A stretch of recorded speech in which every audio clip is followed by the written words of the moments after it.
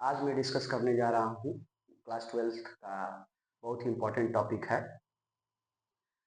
जो board exam में approximate 5 marks का आता है। Application of integral.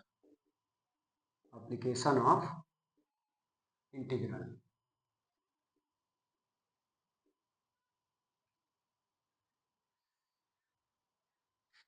In short में हम लोग ये कहते हैं इसको कि area under the curves bounded by the regions. तो इस चैप्टर में हमको क्लास 11th का थोड़ा बहुत कॉन्सेप्ट यूज करना है। एरिया ऑफ सर्कल निकालने के लिए, एरिया ऑफ इलिप्स निकालने के लिए, and area bounded by the parabola and latus rectums. तो इसके लिए आपको क्लास 11th का कोनिक सेक्शन का पार्ट एक है और एक स्ट्रेट लाइन का फार्मूला जो 2 पॉइंट फॉर्म में आता है उसको यूज करके इस चैप्टर में यूज करना है ज़्यादातर। तो चलिए हम लोग स्टार्ट करते हैं। सपोज मान लीजिए कि आपके पास एक एक्स एक्सिस और वाई एक्सिस दोनों होंगे। तो ये आपका एक्स एक्सिस हो गया और ये आपका वाई एक्सिस हो गया। कोई भी कर्व आप ड्रा करेंगे, चाहे कोई भी लाइन ड्रा करेंगे, तो उसमें दो एक्सिस इन्वॉल्व जरूर होगी, क्योंकि आप जानते हैं कि कोऑर्डिनेट सिस्टम में ही ग्राफ ड्रा किए जाते हैं। ठीक, तो सबसे पहले मान लीजिए कि कोई कर्व है जो इस तरह से है और ये curve x equal to a, x equal to a and x equal to b से बाउंडेड है। x equal to a and x equal to b और y equal to f x एक कर्व दिया रहेगा, उससे बाउंडेड है। तो हमको एरिया निकालना है इसका, इससे बाउंडेड रीजन का area. How to find this region, area of this region. तो कैसे फाइंड करेंगे? सबसे पहले फर्स्ट ऑफ ऑल इसमें हम एक इसको इनफाइनाइट नंबर ऑफ स्ट्रिप में ब्रेक कर देंगे और सभी स्ट्रिप कुछ ऐसा दिखेगा। ठीक, तो इस स्ट्रिप का एरिया क्या होगा? तो ये strip look like a rectangles, rectangle की तरह दिख रहा है। अगर हम इसको डी, ये स्ट्रिप को जब हम ड्रा किए हैं, किस एक्सिस पे ड्रा किए हैं? एक्स एक्सिस पे। तो इसको हम लोग स्मॉल एलिमेंट डी एक्स से रिप्रेजेंट करेंगे और ये जो है आपका, ये वाई के पैरेलल है, इसलिए आपका एक कर्व का वाई हो जाएगा। ठीक है, तो इस एलिमेंट का एरिया क्या होगा, जिसको हम लोग किस नाम से जानते हैं? एलिमेंट्री एरिया के नाम से जानते हैं। एलिमेंट्री एरिया को जो रिप्रेजेंट किया जाता है वो डी ए से रिप्रेजेंट किया जाता है। तो एलिमेंट्री एरिया क्या होगा? लेंथ इंटू ब्रेथ, जैसा कि आपको पता है कि ये रेक्टेंगुलर स्ट्रिप है तो इसलिए एल इंटू बी बोलेंगे। तो एल हमारा क्या है इस केस में? तो वाई, और बी ब्रेथ यानी डी एक्स। तो डी ए हमारा आ गया। लेकिन हमको तो एरिया इस स्ट्रिप का नहीं फाइंड आउट करना था, हमको एरिया निकालना था जिसका, इस रीजन का एरिया निकालना था। तो हम करेंगे क्या, छोटे छोटे पार्ट में इसको डिवाइड कर देते हैं, तो एक एक स्ट्रिप का एरिया निकालते हैं। तो by using the integration, definite integration, we find out the area under the curve bounded by curve and ordinates x equal to a and x equal to b is given by। तो area जब आपको निकालना होगा x equal to ए और x equal to b से bounded, तो आप क्या करेंगे, इसको a से लेकर b तक इंटीग्रेट कर देंगे, यानी सम कर देंगे। इंटीग्रेशन जो रिप्रेजेंट करता है वो सम को रिप्रेजेंट करता है, यानी सभी एरिया, छोटे छोटे पार्ट होंगे उनके सभी एरिया को क्या कर देंगे आप? सम कर देंगे। तो यहाँ पे हम लोग क्या करते हैं, एक एलिमेंट्री एरिया जो निकाले हैं आप, उसका उसका इंटीग्रेशन कर देंगे x इक्वल टू ए से b तक, यानी आप यहाँ से लेके यहाँ तक का एरिया निकाल रहे हैं। तो अब a की वैल्यू कितनी हो जाएगी? a से b y into D x. तो ये आपका इस्तेमाल आप y इंटू डी एक्स कब करेंगे? जब स्ट्रिप आपकी एक्स एक्सिस पे हो और y के पैरेलल है। ठीक, तो उस केस में एरिया a से b y डी एक्स होगा। बट कुछ ऐसे कर्व्स होते हैं जो किसके अलॉन्ग बनते हैं? तो वो बनते हैं y एक्सिस के अलॉन्ग बनेंगे और वो कर्व कुछ इस तरह का दिखेगा। ये टच किया, मान लीजिए किसी पॉइंट पे टच करेगा, मान लेते हैं ये सी पे टच किया और ये आपका डी पे। तो अब इस केस में जो इसका एरिया निकालने के लिए मैं बोलूंगा अगर, तो इस केस में आप स्ट्रिप किस पे ड्रा करेंगे? आप इस केस में स्ट्रिप आप इस पे ड्रा करेंगे, किस एक्सिस पे? वाई एक्सिस पे। तो वाई एक्सिस पे जब आप स्ट्रिप ड्रा करेंगे तो ये आपका स्मॉल, क्योंकि वाई एक्सिस पे है तो इसको हम लोग डी वाई से रिप्रेजेंट करेंगे। और ये जो स्ट्रिप है वो किसके पैरेलल है, एक्स एक्सिस के पैरेलल है, तो इसको हम एक्स से रिप्रेजेंट करेंगे, यानी ये एक्स हो गया। तो इस केस में एलिमेंट्री एरिया क्या आ जाएगा, तो elementary area d is equal to हो जाएगा लेंथ यानी एक्स और ब्रीथ इनटू डी वाई। तो रिक्वायर्ड एरिया जो शेडेड रीजन का होगा वो क्या लेंगे आप, तो इस समय आप स्ट्रिप मतलब किस पे ड्रा किए हैं, वाई एक्सिस पे, तो अब उस केस में आप वाई कोऑर्डिनेट को कंसीडर करेंगे as a lower limit and upper limit. तो वाई इक्वल टू कितना है सी, और यहाँ पे वाई इक्वल टू डी, यानी लोअर से अपर। लिमिट हमेशा याद रखिएगा, अगर एक्स पे ड्रा कर रहे हैं तो लेफ्ट से राइट, एंड अगर वाई एक्सिस पे ड्रा कर रहे हैं तो लोअर यानी लोअर टू अपर जाएंगे, ठीक है ना। तो यहाँ से सी से डी हो जाएगा और ये डी ए लिख देंगे, तो एरिया इस केस में हो जाएगा C to D and X D Y. तो ये नॉर्मल एक सिंपल कर्व दिया रहता है, तो आप उस केस में इसका एरिया इस तरह से एरिया निकालते हैं। चलिए एक एग्जांपल से इसको समझते हैं, तो ध्यान दीजिएगा।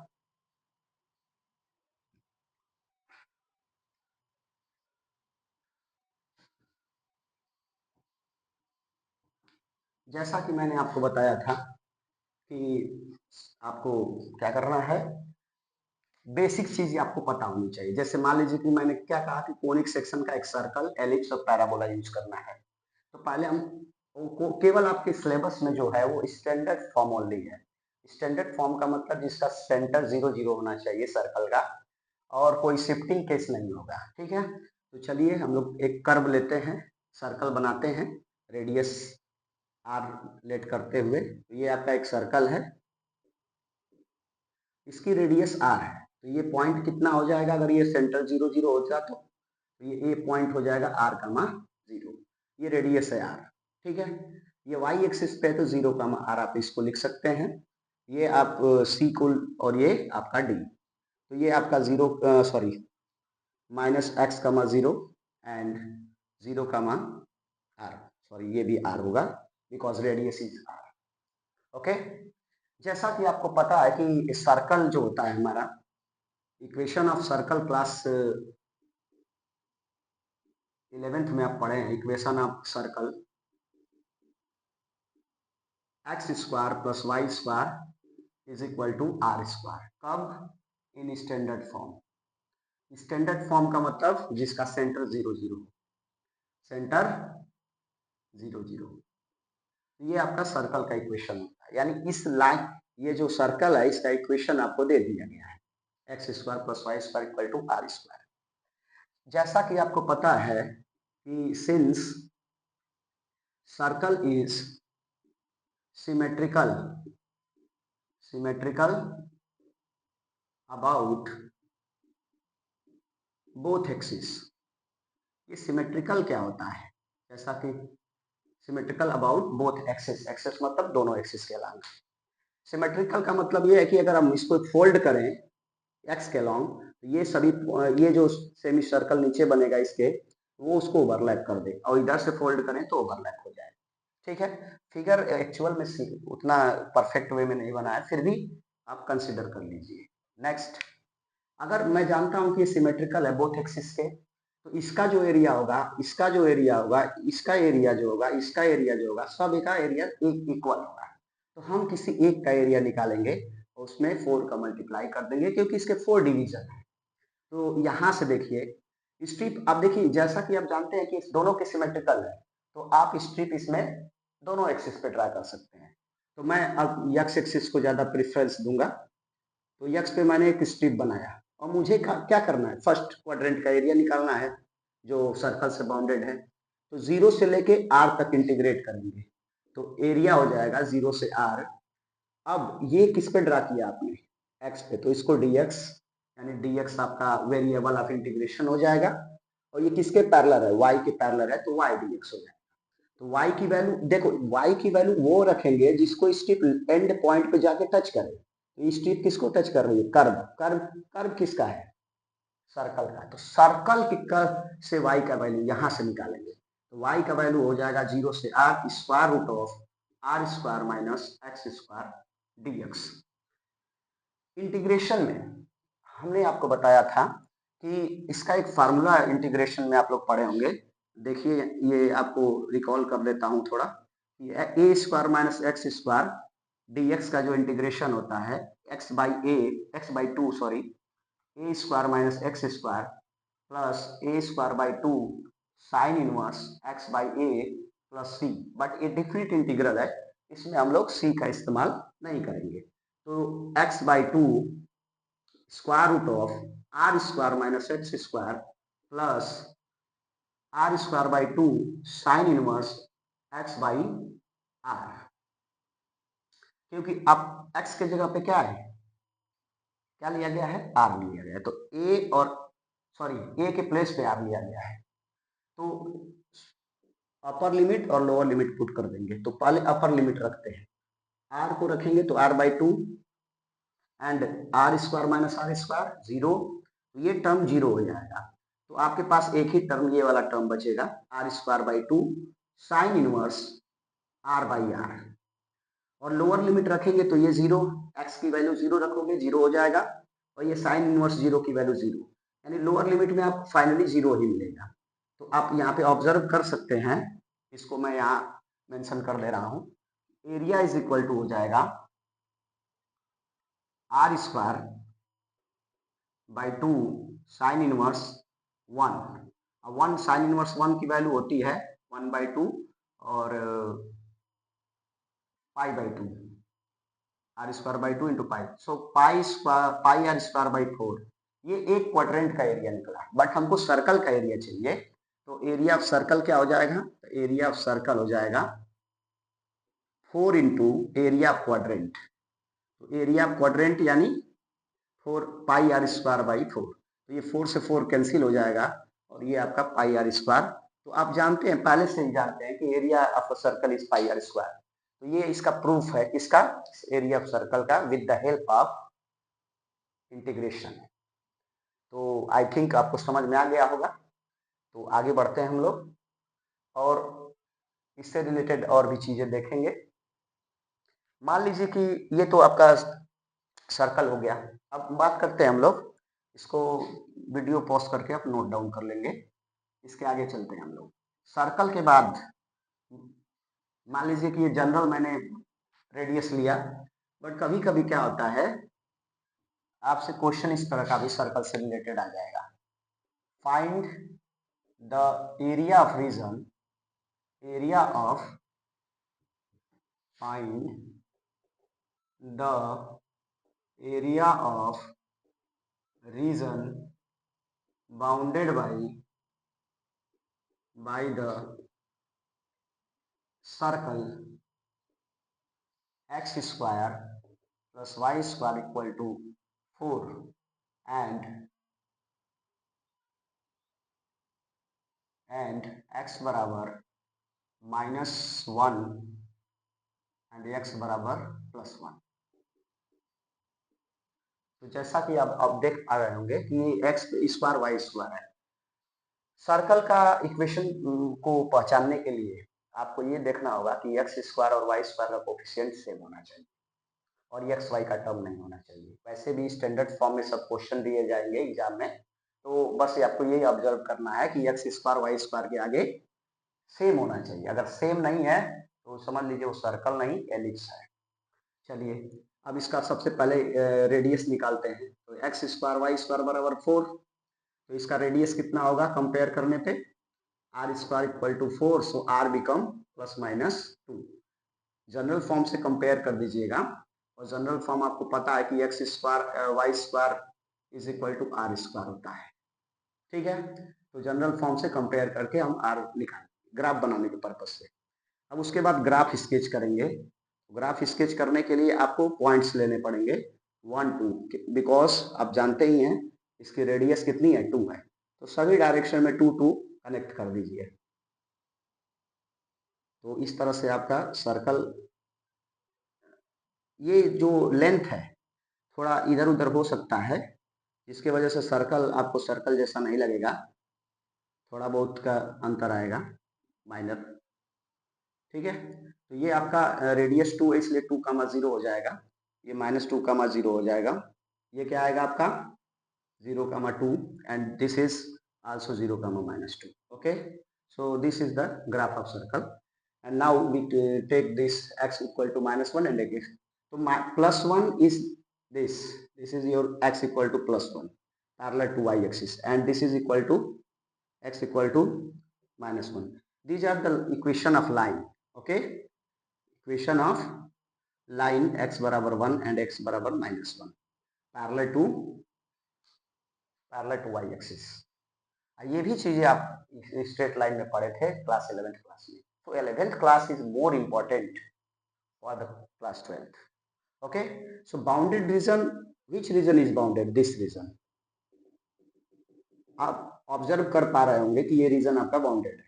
ये लेंथ आपकी कितनी है 1, ये कितनी है -1. तो लेंथ तो एक्चुअल में 1 ही है ओरिजिन से. तो जितना इधर हो उतना इधर हो, तो इसका मतलब सभी पार्ट्स आपस में इक्वल होंगे, क्योंकि सिमेट्रिक होता है सर्कल दोनों एक्सिस के. तो ये इसका एरिया अगर आप निकाल लें तो 4 का मल्टीप्लाई कर देंगे तो रिक्वायर्ड रीजन का एरिया निकल जाएगा. तो यहाँ से बस आपको इंटीग्रेट करना, एक रीजन का एरिया निकालना है. तो एक रिक्वायर्ड एरिया में अगर हम बात करें, रिक्वायर्ड एरिया या required shaded area, shaded region area is equal to, देखिए 0 से, ये आपका 1 है तो 1,0 होगा. तो अगर स्ट्रिप आप x एक्सिस पे ड्रा किए हैं तो आप यहाँ पे dx लेंगे और लिमिट हम हमेशा किसका रखेंगे, x कोऑर्डिनेट का. तो ये x कोऑर्डिनेट, ये ओरिजिन है तो 0 0 होता है. 0 से कहाँ जाएंगे 1. तो इसका लिमिट हो गया लोअर, ये अपर लिमिट हो गया. स्ट्रिप किसको टच किया ऊपर जाकर, कर्व को. कर्व किसका है, किसका कर्व है, सिंपली ये सर्कल का कर्व है. और सर्कल का y यहाँ से निकाल लेंगे, कितना आ जाएगा आपका 4 - x² dx. अब 4 को हम लोग लिख सकते हैं square root of 2² - x² dx. अब इसका इंटीग्रेशन क्या होता है, फार्मूला मैंने लिखा था इससे पहले, square root of 2² - x² and a²/2 sin inverse x/a.